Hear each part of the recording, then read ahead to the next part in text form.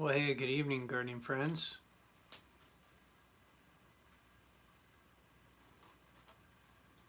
It's been a pretty restful evening tonight. Ended up hanging back here at the house and getting caught up on some stuff, and then ended up going for a walk, kind of around the neighborhood, and then hung out with the kids for a little bit here this evening. So we didn't do, really a ton of work. We just got caught up on a few things, mostly just catching up with family, and on my wife's side, they do a Thursday night Zoom um, where kind of her side of the family they catch up because her parents aren't out and about a whole lot with the whole quarantine and are trying to stay safe or whatnot.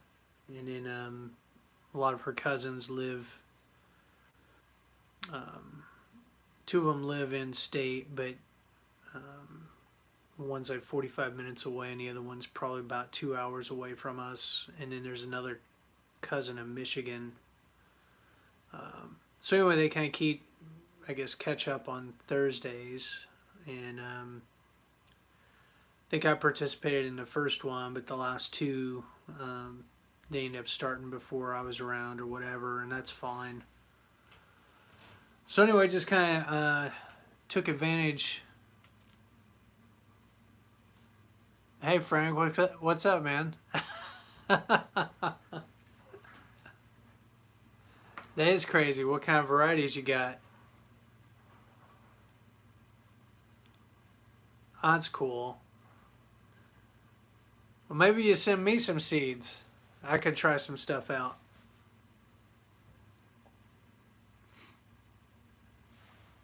Speaking of which, it's kind of cool just observing things. Just how these tomato plants started, right? They put their little root, send out the root first that roots down, and then out of that comes the rest of the plant, and lastly the leaves. And so you see how it's almost free from that, from the shell of the seed there.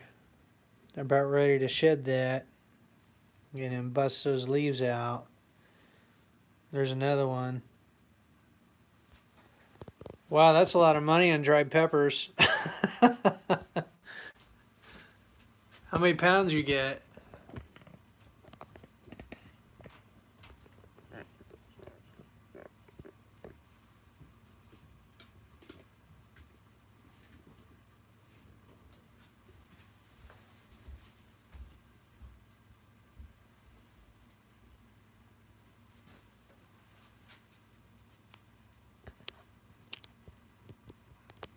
I'm thinking about spending some money on redoing my tomato trellis. I've got a buddy and good friend in Indiana. He's kind of independent contractor, and he does like projects and stuff. But it's been a couple years since he's been over to see us. And anyway, we were kind of chatting a little bit tonight on it.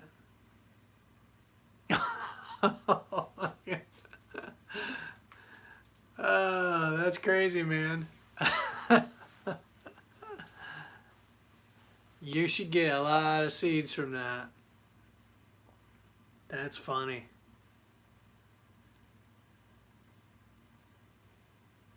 It's just, but chatting with him tonight, and I'm gonna price out. I think I'm gonna do a mint lighter trellis, T-frame trellis at the garden.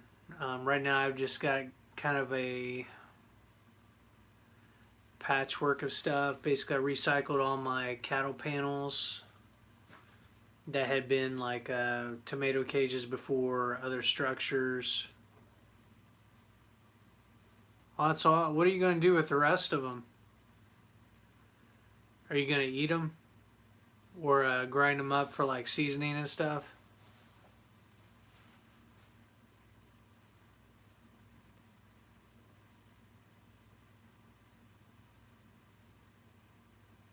That's cool.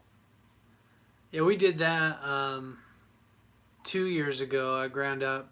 I've got a food dehydrator, and we dehydrated jalapenos, red Thai chilies, and cayenne peppers. And so I made some seasoning. The jalapeno was actually um, seemed like hotter than the other one that was the mixture of the cayenne and Thai peppers, and maybe it's because it was more concentrated. There were more seeds. Oh, that's awesome, man.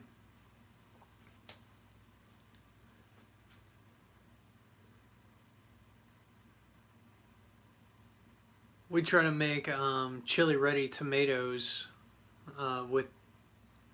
We got a recipe where put a couple jalapeno slices in with the tomatoes and can them, and they've turned out pretty good.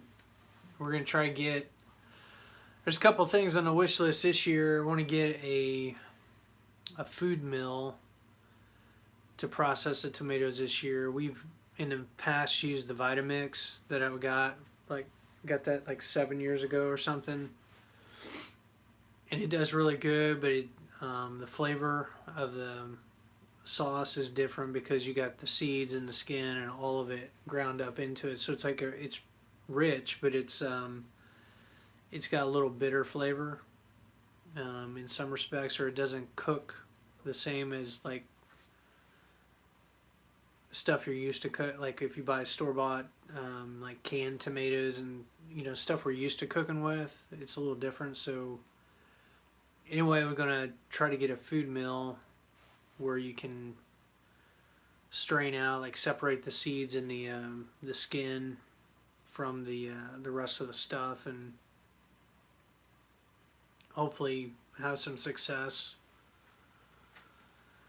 with that. And then at some point, maybe get a nicer food dehydrator, one of those Excalibur ones that has like the 4 racks and like more precise controls to determine like how dehydrated stuff is, like especially if you're doing like cherry tomatoes and you want them like a consistency of like a raisin, that you can kind of vacuum pack. That's kind of the what I'm thinking on that.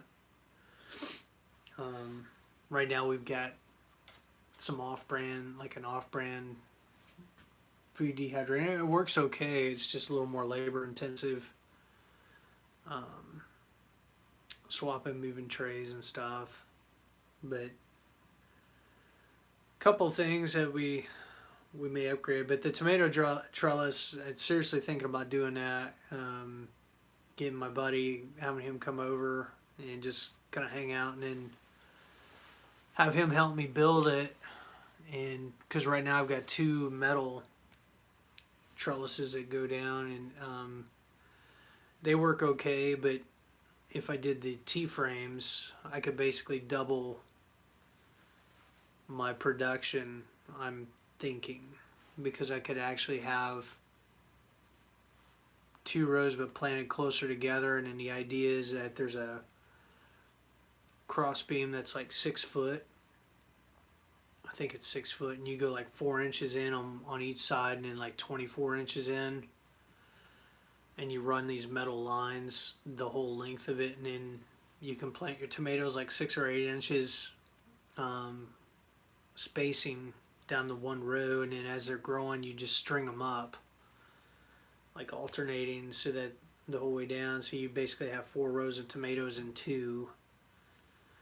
You have to kind of keep up on the pruning and stuff, and tying them up, which could become a pain. I mean, I've tied tomatoes before, but it could be a lot easier in some respects to take care of them. The last 2 years, I haven't really pruned a whole lot. I'll prune the bottom branches up to about a foot, and then after that, just let them go.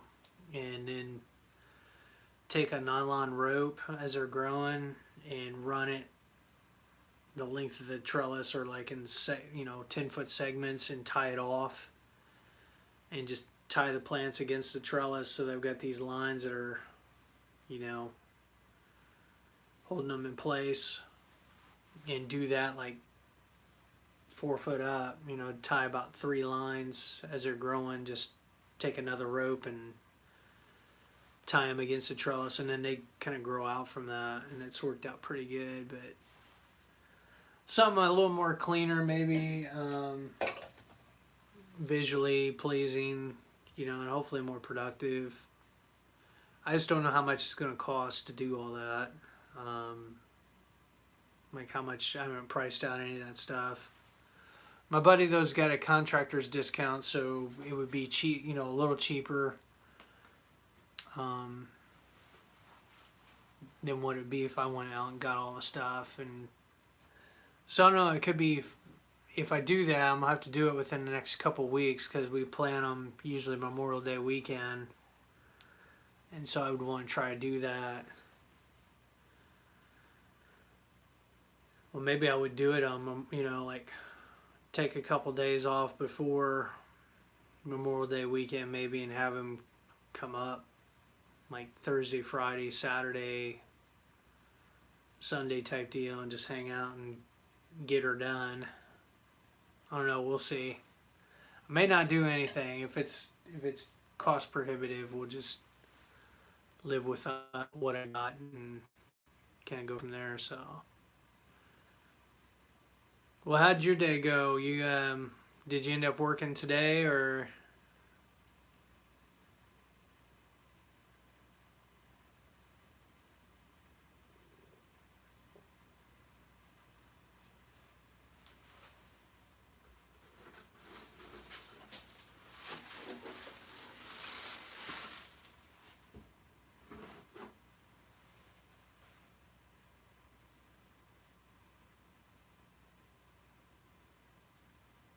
Wow.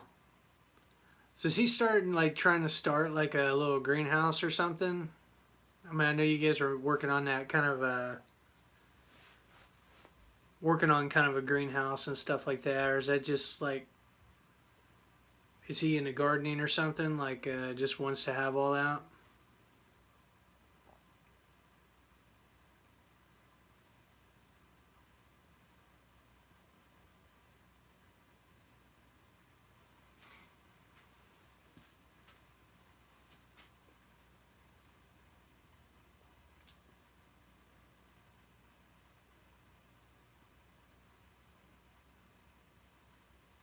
Oh, that's neat.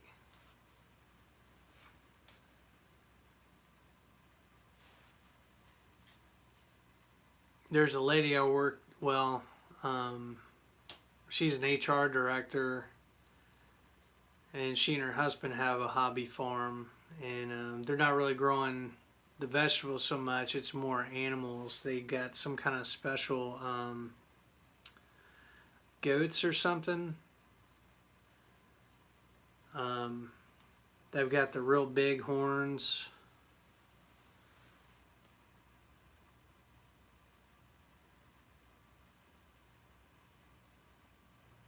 And they've got some property they're playing around on and stuff like that. And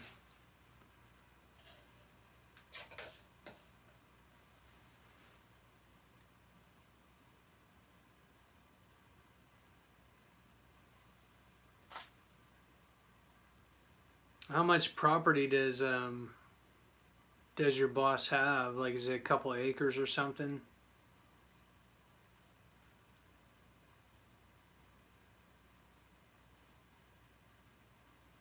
Yeah, wow.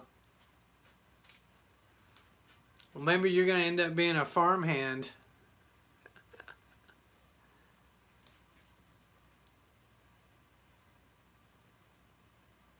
That's kind of cool that yeah, he's having you, you know, work to do that kind of work. I think that'd be a lot of fun setting up. I remember just a couple of years ago watching what is it? Grow Your Greens, 35 acres. Wow, that's gonna keep him busy. That's amazing. But watching John Kohler grow your greens, and I guess he features every once in a while. He'll feature people that are starting businesses. Yeah. And one of them was a guy, I think it was in Texas, where his job, he was like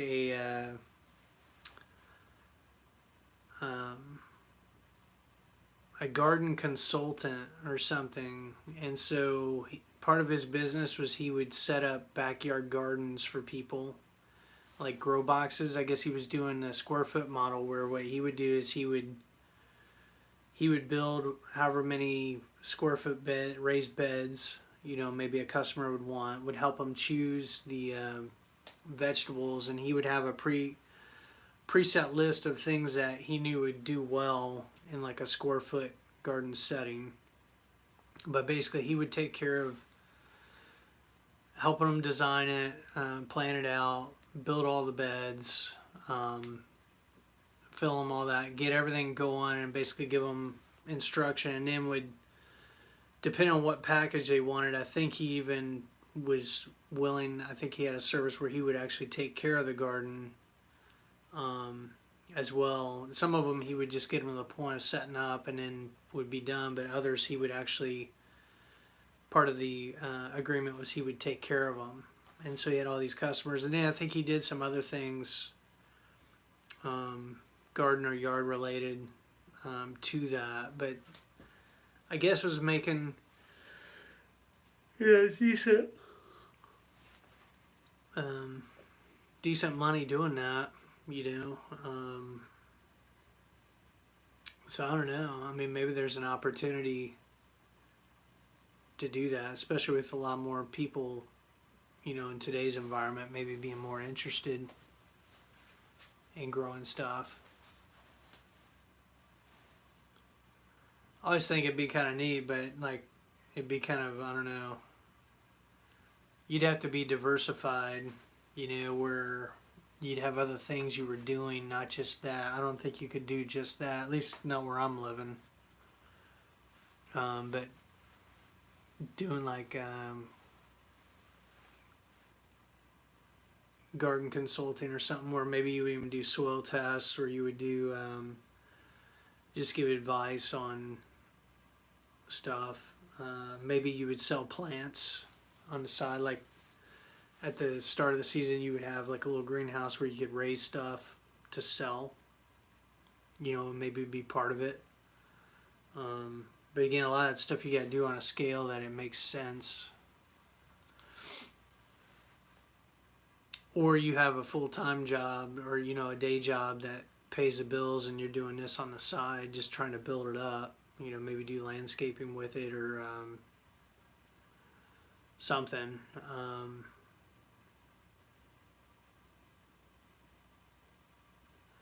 And then I think there's people that they'll do like herbs. They grow herbs and dry them and sell them on the internet. That's another possibility too.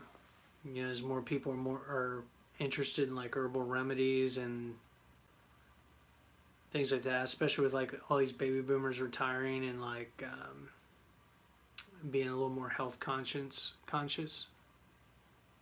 Your car hurt me today. How so? What'd you do, Tom?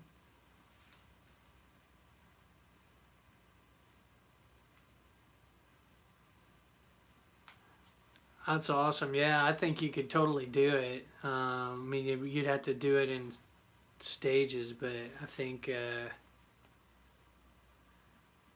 it's possible for sure.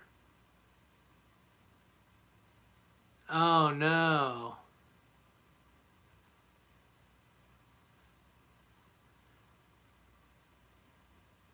I'm surprised that happened because I've never had any problems with the hood struts before. I've been able to raise a hood and it stays up just fine, like no issues.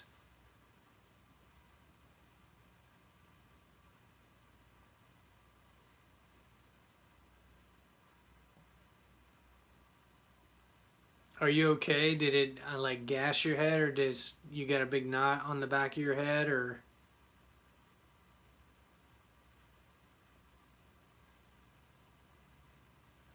I just got this mental picture now of you like stooped over the car, like working on the engine, and all of a sudden the hood coming down and.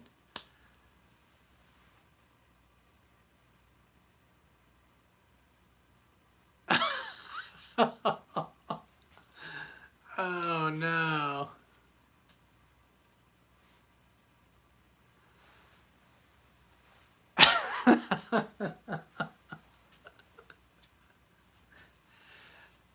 Then I imagine maybe there were some expletives that came out. They came flying out after that. Oh shoot. You weren't filming, were you? I know sometimes you film the repairs you do on my cars.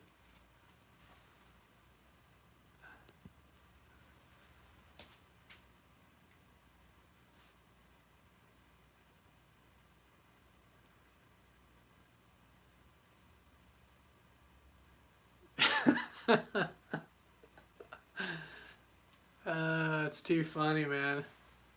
I shouldn't laugh. I'm glad you're okay. Yeah, nothing too serious. So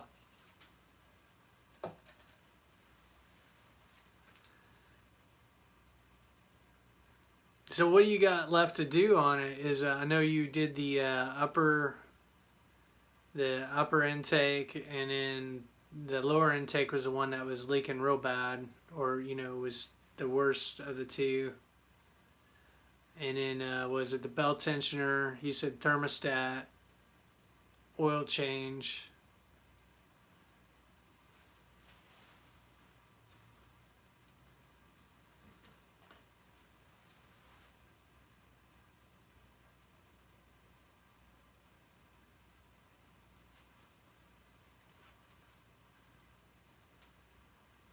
Well, hopefully it runs good after that.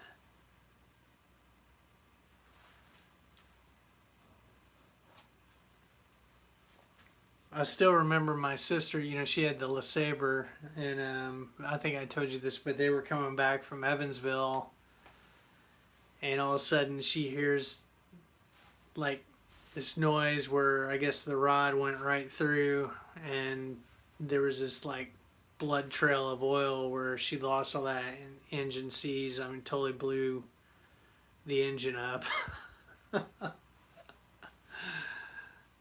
uh, they found her another engine and all that, and I mean the car's still running. She decided to keep it. I know you talked to her about thinking about maybe selling it at this point because of some of the other issues that she's gotten. I don't think she's taken care of any of those other issues either that you were.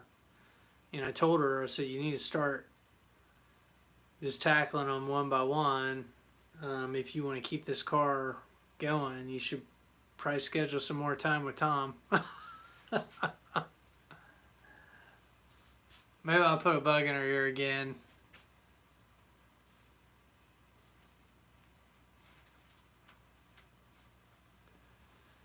Frank's got a bunch of pepper seeds that he may be sending me some seeds. Maybe he'll send you some seeds too, Tom.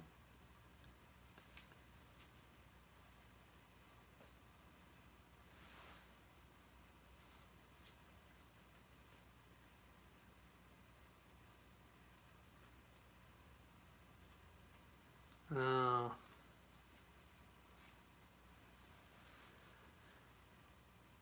Well, I guess that rust coating only lasts so long. I know when my parents originally got that car, they had it treated with that whatever they put on the bottom um, to try to protect it from rust.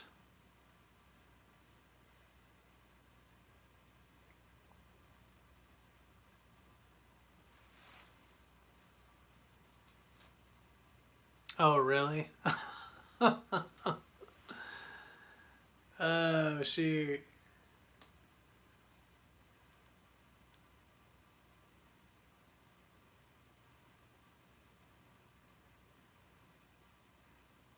Yeah, when I talked to her, she didn't mention the rust to me on that, but I think she's just gonna, her plan's just to drive it till it dies.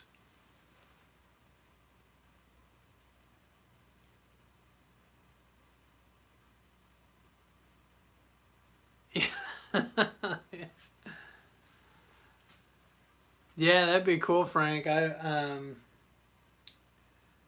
What I'll do is I'll store them real good and probably start them next year. Because I mean, as you know, I've got probably 100 peppers going right now.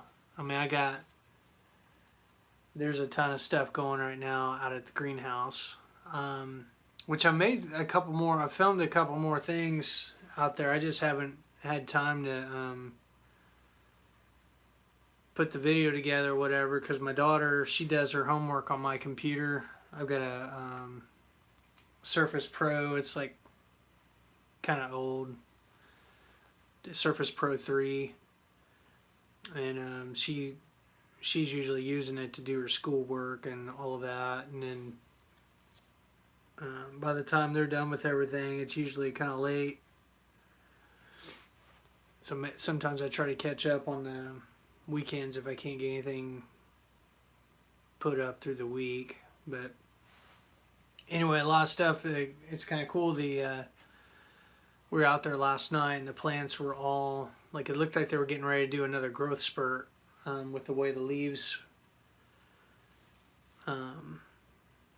were on the plants and everything. And so I don't know. We'll see if they can make it through this weekend with the cold temps and all that. We should be good. I think. I'm hoping this would be kind of the last like cold spell. It's supposed to get down in like 26, 27, maybe a little bit higher. Yeah. Speaking of bags, I got it's the off-brand of bags for the Food Saver. I guess they're cut like Grow or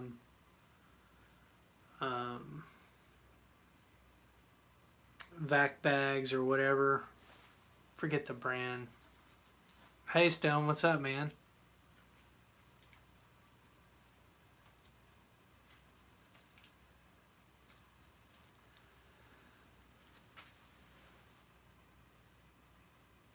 You get you a turkey? I know you went to bed. You went to bed last night kind of early, relatively speaking.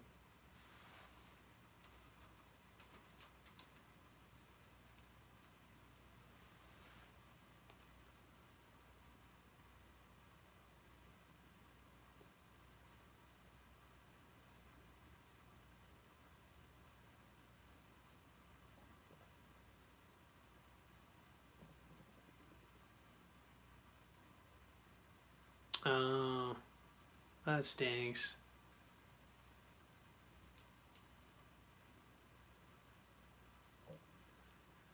Have you come across any other people hunting, like where you're out and you end up running into somebody else that's out in the area that you're in?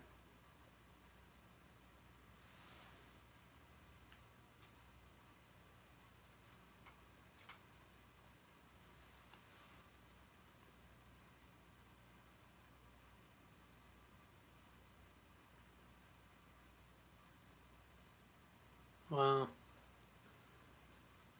Yeah, we did grocery shopping today. We've been trying to do it on Thursdays.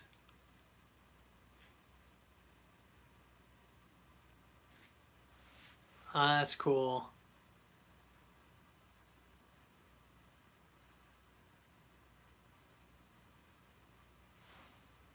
Well, we've been trying to go on Thursdays to get stuff. I don't think they got a whole lot grocery grocery wise. It'd be interesting to see what happens. I think that whole thing about meat, like people are starting to stock up again. Afraid of stuff running out. That's good.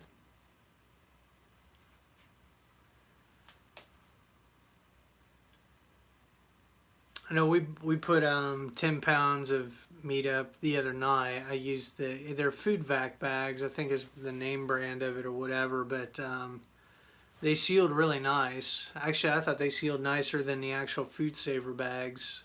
Um, the only problem though is it came in I think it was a 50-foot roll, if that's right, and it doesn't fit into my machine to actually cut them with the machine. Yeah. Yeah. 2 pounds. But so I ended up getting a cutting board and just measured them out, and then took a X-Acto knife and just cut a bunch of bags, and then ran them through the sealer to seal the one end on all of them, and then had to seal the other end when we packed them. But they turned out pretty good. So I'm hoping I'll be using that more as the spring and summer progresses and stuff like that. They'd probably be really good for fish, like sealing up your fish. I don't know if you get a food saver or not, or how you go about packing, fish that you store, if you're just putting them in Ziploc bags or...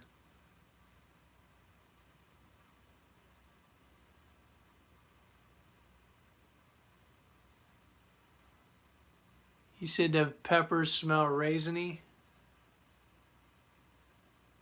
Yeah, I think VacSeal is just the way to go, man.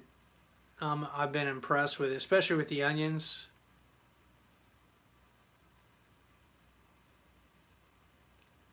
That's cool. It's nice getting quality stuff.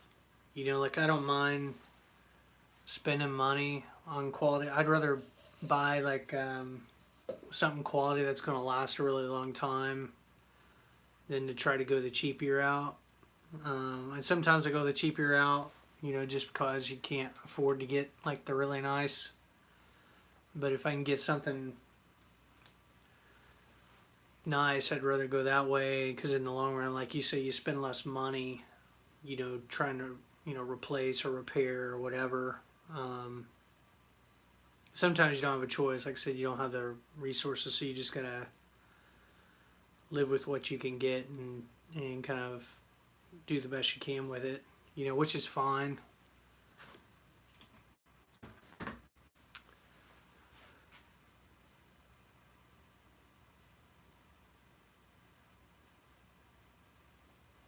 I was telling Frank earlier, I don't know if you guys, I don't think any of the other guys were on, but talking to a buddy tonight, I may end up redoing my tomato trellis into a Mittleider T-frame setup.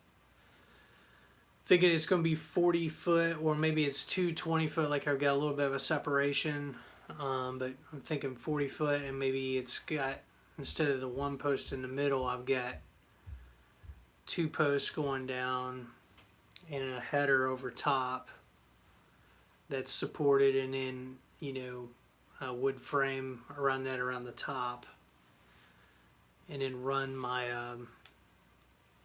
some metal lines. It's like 4 inches in on each side and then 24 inches in, and then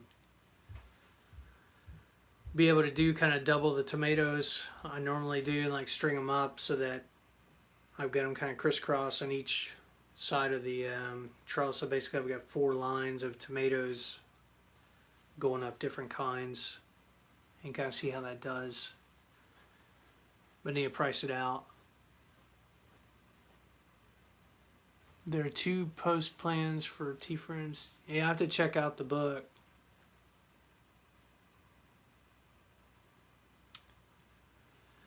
Yeah, we had a chest freezer for a while, and we liked it. Like, one thing that was nice about it is we never had to worry about the kids leaving it open.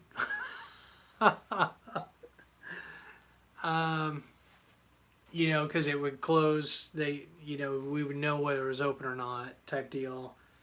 The challenge with it was keeping it organized. It was really easy to just dump everything in there, and stuff would kind of get out of order, and then next thing you know, you're digging around through all these frozen packages trying to find what you want, and then periodically we'd have to reorganize it and stuff like that. Just couldn't seem to keep it organized.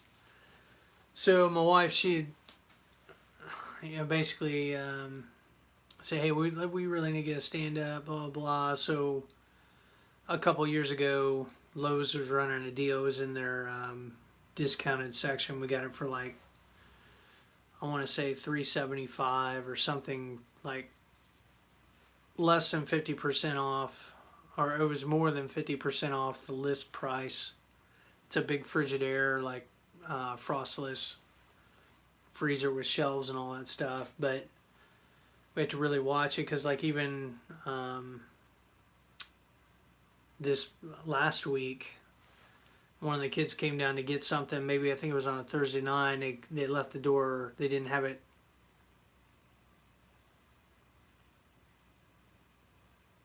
Oh, that's cool. But they left the door just a little cracked, and I came down Saturday to get something and noticed that it wasn't real cool. And I mean, stuff was still, for the most part, frozen, but definitely stuff was starting to thaw. And so it kind of lay into the kids about that. One year when they were real little,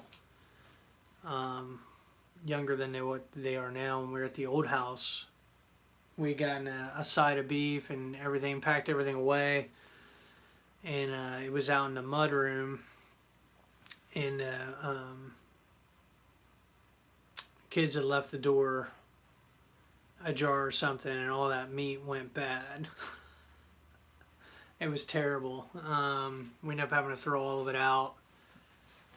So I don't know. If you can keep it organized, I definitely do the chest freezer, just for that reason. And it's a little more compact too, you know, and you can set stuff on top of it, which is, you know, use it as a counter for things if you're not into it a whole lot. We ended up giving that, we gave the chest freezer away. It was pretty nice. As a Kenmore Sears thing we got a while back. We ended up giving it to, I think there was a local food pantry in town that wanted it, so they picked it up, and yeah. So I don't know, I kind of miss it though. If we get another one, you know, maybe we'll do that, but right now everything's kind of jammed in the stand-up where we can it.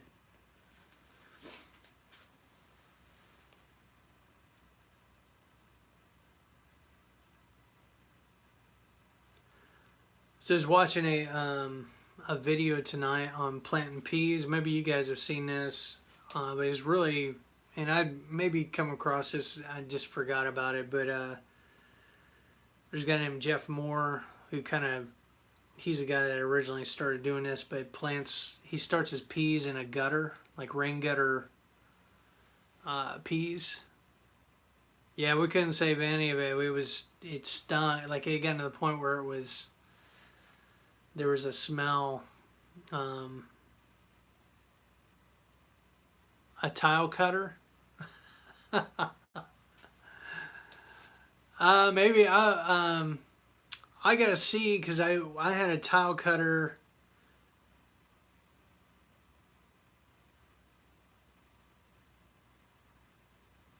Yeah, I'll have to check on that.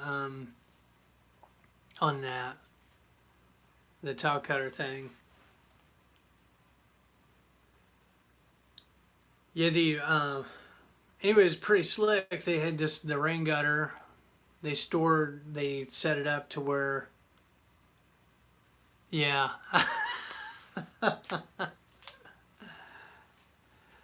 No, one of my nieces kind of played a little guilt trip on me. We've got, oh, I don't know if you guys heard of that app, Marco Polo, but it's basically video walkie-talkie, where you can record messages and then people can view them later and you kind of correspond. Well, anyway, my nieces are on that, and so every once in a while I make a video with the kids and whatnot. So we made one where we're at the garden. It's like, hey, you know, wish you were here, blah, blah, blah.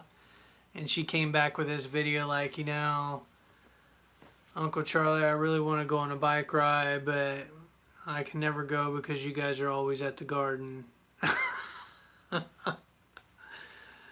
I was like, oh, okay. And my wife's like, yeah, she's totally playing you on that.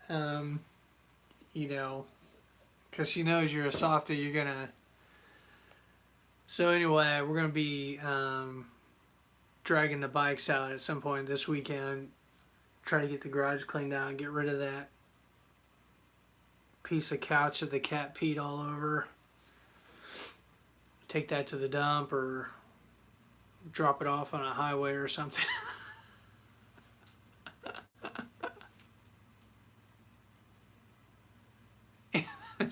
Yeah.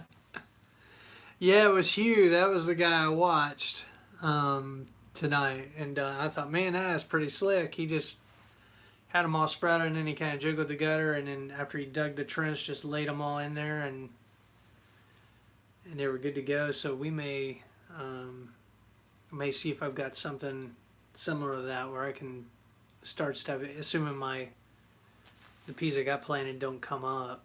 You know, try to get them that way and maybe even start them in the grow room here underneath one of the shop lights that do a couple sets and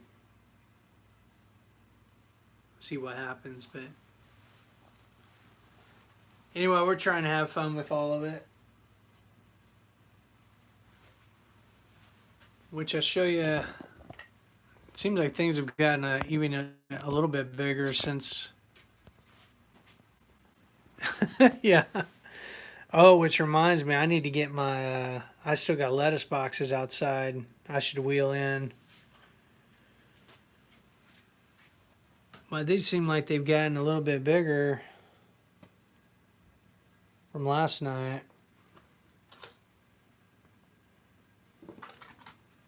In fact, why don't we go out now? We'll go ahead and take care of that. Because if I don't do it now, I'll probably forget.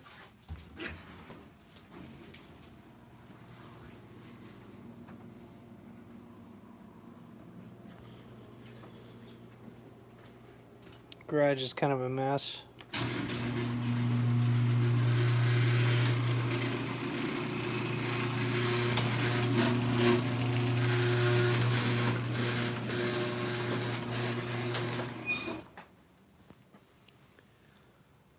So these are coming along. I get these are butter crunch sprouts.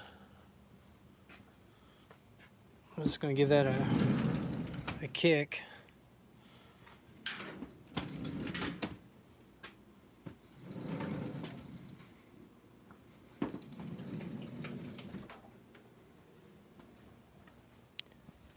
And then this was I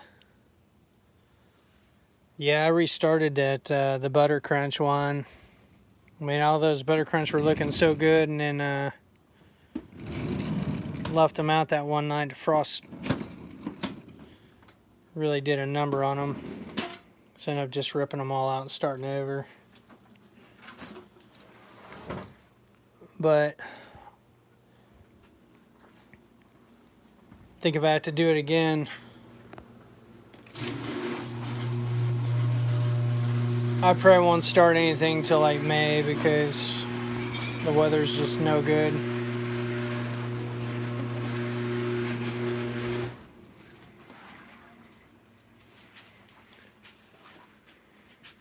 Yeah, so this was a little toy I was playing with in the yard today, taking out dandelions.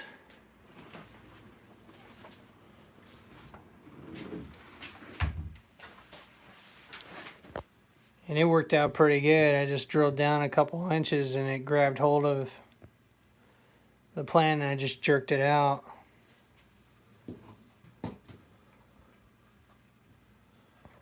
Drilled out probably about, I don't know, 20 before the battery went drained. So, but I got 2 batteries, so next go around I'll just charge up both of them before we go at it. But I may use this out in the garden too. It seemed to do a pretty good job drilling holes. Not as well as the big auger, but still pretty good. Went ahead too, I bottom watered everything tonight because the pots were getting a little too dry, so Got them now where there's water that's probably soaked up about halfway, like I didn't overwater it really, but definitely water in the root zone now to keep everything going.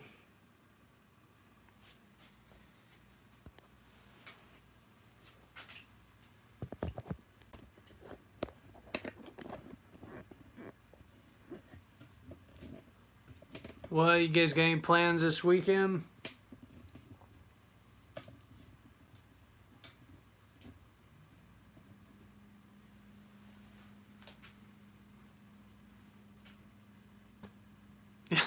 Yeah, turkey hunting.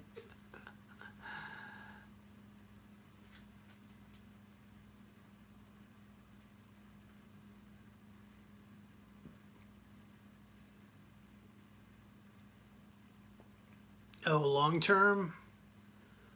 Well, the way I do it is I just chop them all up and put them in the food vac bags. Yeah. um, Long term though, if you depend on the variety you grow, if they're a variety that's suited for like long term storage, um, what you're supposed to do is cure them. Yeah, whole onions, it depends on the variety. Some of them will store up to 12 months, 8, 10, 12 months. If it's stored in the right conditions, and a big part of it's curing them. And so I think like the first steps, like you're supposed to pull them out of the ground, just lay there and let the tops wilt, and then you're supposed to hang them, I think upside down. Like you can tie them in a bunch or something, but you hang them upside down, like on a rafter or basically a spot where they're not going to cook in the sun and where there's plenty of aeration, where a fan's running or something, or there's breeze. But basically dry them out, and then once they're cured out, where the stalk is completely dried out. Oh, you can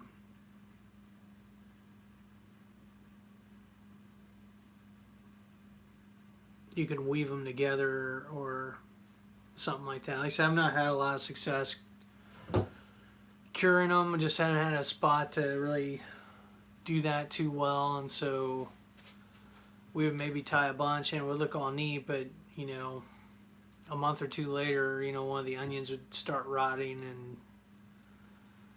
so since then, at least the last 2 years, I've just gotten the food processor out, set up a little assembly line, and just processed onions for a couple hours and bagged them up, and you know, was done with it.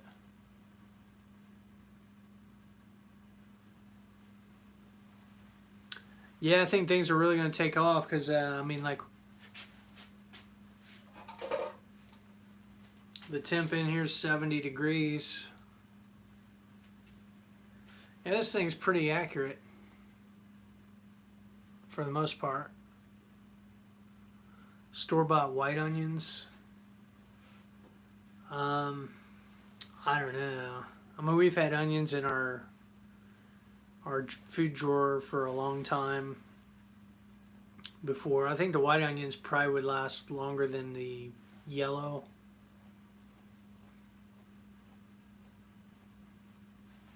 The sweeter varieties tend not to last that long. Yeah, a monthish.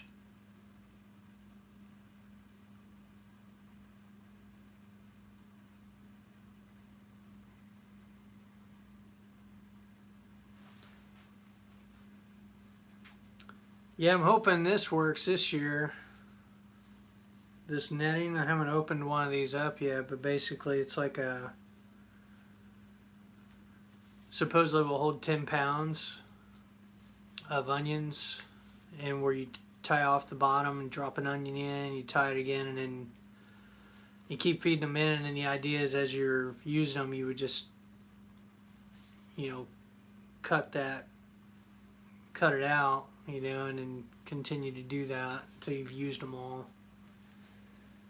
Might be some other things I use this netting for. It seems to be pretty handy.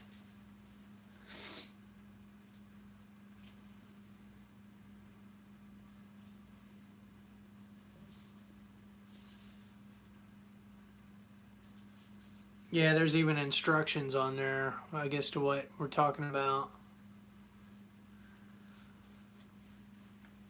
I think if you store them in a bag, like, or a pantyhose, I think the knot is enough space, like wherever you're tying a knot is enough space between them that it keeps them from going bad.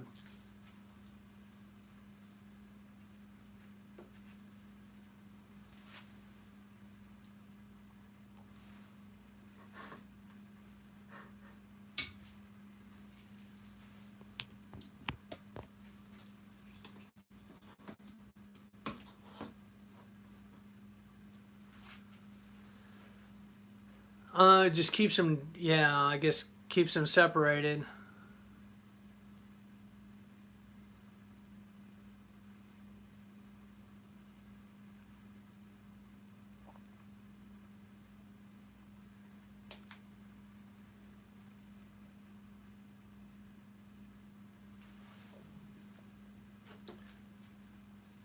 Yeah, I'm thinking these mesh bags were like maybe $1.50.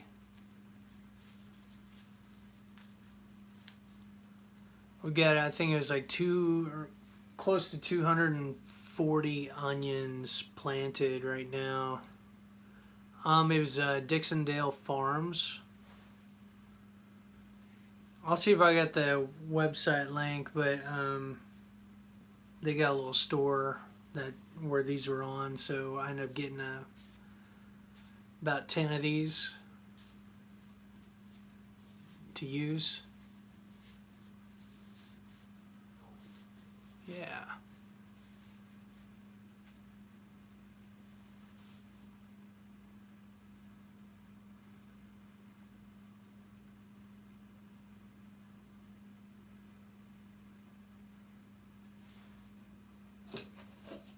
Probably gonna mow grass this weekend. Depending on what's going on.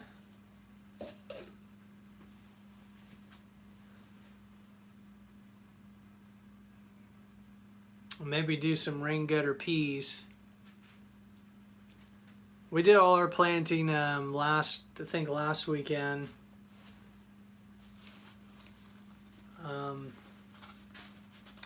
The only thing I haven't planted out there, like kind of cooler weather wise, is the lettuce. I haven't done any lettuce out there yet, but all the other greens are in there, and then green beans too. Yeah, I get my car back. Might have to go to the bank and get some money.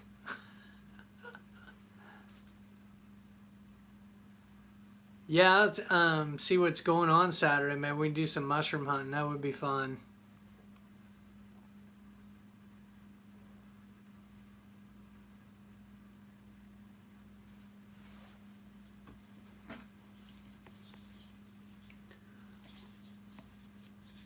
Yeah, we'll see what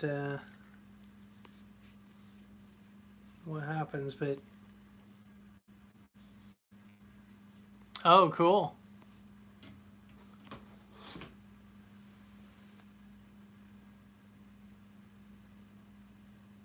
Yeah, no, the Friday is what concerns me. I'm going out tomorrow to put row covers on everything just in case. And then hopefully we'll be, after that it's going to be more 50s, 60s, 70s type stuff, as we're getting later in May. Yeah. Yeah, probably. That's funny.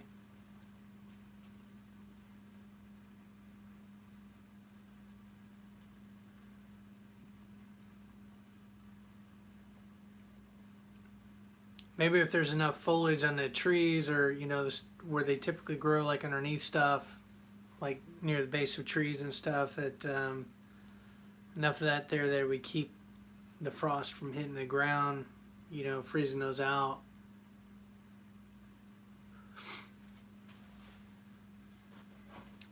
My buddy in Indiana was all bummed out about that because he's a big mushroom hunter. And actually, he's been, um, I think he's been advertising as a guide, like to help people hunt them and all of that. So he was kind of bummed about the weather. Yeah.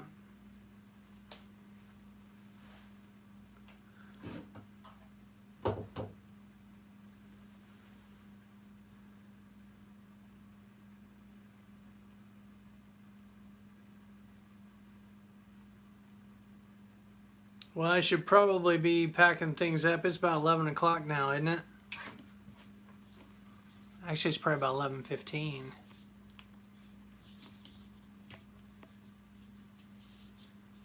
Yeah. Yeah. Yeah, 11:18. All right. Well, hey, I'll have to catch you guys again. I'll have to send Tom the study. I was poking around online. I've been trying to read through scriptures and stuff, and studying a little bit with Frank. I think I sent it to you, Stone, but that J. Vernon McGee study looked like a good one.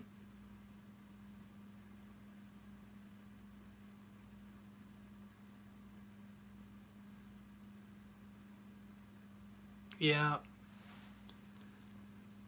It's kind of slow. It takes, I guess he's got it mapped out where it takes 5 years to study through all the scriptures or whatever if you go at his pace.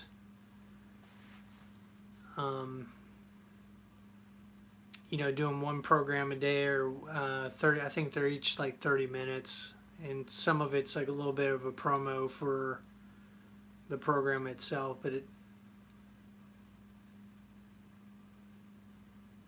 yeah.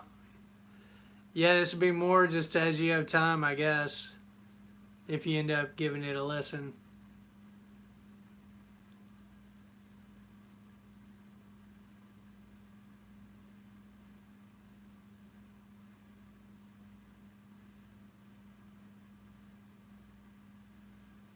So anyway, well, hey, I'll catch you guys next time, probably Lord willing later this weekend, and